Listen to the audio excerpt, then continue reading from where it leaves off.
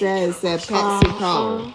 Well, we don't know if he's even told. I know they sell a lot of processed food, They do sell a lot but of they processed. make it themselves. I don't know. Now they might buy the ingredients from the other company.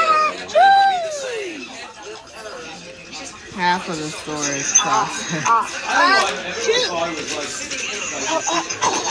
I guess so, because people would go there and it's like, okay, and it's super cheap. Some stuff is super cheap. It's gonna be like more price. I mean, their marketing is brilliant, But they had it in, the fancy restaurants. So, I mean, the fancy neighborhoods.